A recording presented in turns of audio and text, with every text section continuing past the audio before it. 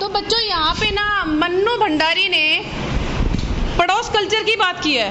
किसकी बात की है? पड़ोस कल्चर की। और एक बात और उन्होंने बोली कि हमारा आत्मकथा में उन्होंने अपनी कि हमारा जो घर का जो दायरा था वो सिर्फ घर तक सीमित था। क्या बोला है उन्होंने? लेकिन साथ में एक चीज़ और ऐड कर दी, थोड़ा ध्यान से, कि हमारा घर मतलब यही नहीं था कि सिर्फ हमारा घर, हमारी गली में जितने घर थे, हमारे मोहल्ले में जितने घर थे, वो सब हमारा घर ही माना जाता था। अर्थात हम अपने मोहल्ले और पड़ोस में हर जगह खेल के आ सकते थे।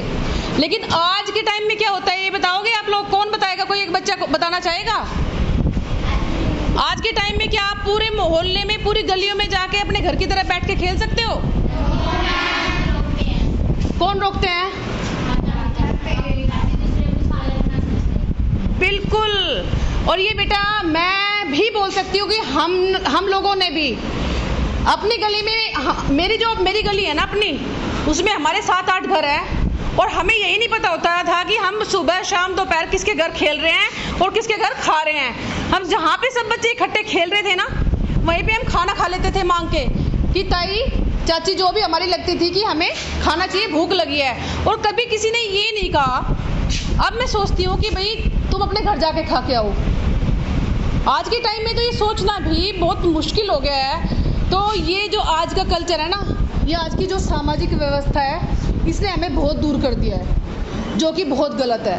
अपनापन बहुत दूर हो गया है, पैसे का महत्व बहुत ज़्यादा बढ़ गया है। पहले पैसा बेशक कम था, पर आपस में जो था ना, उनका प्यार मोहब्बत बहुत ज़्यादा था सभी का।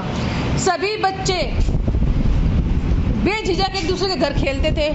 कोई भी बड़ा किसी को डांट लगा दे, कोई गलती पे मार दे, कोई ये नहीं कहता था कि आपने हमारे बच्चे को मारा क्यों।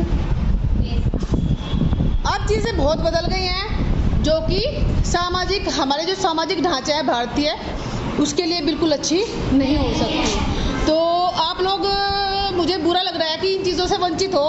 आपका दायरा सच में ही घर का ही रह गया है।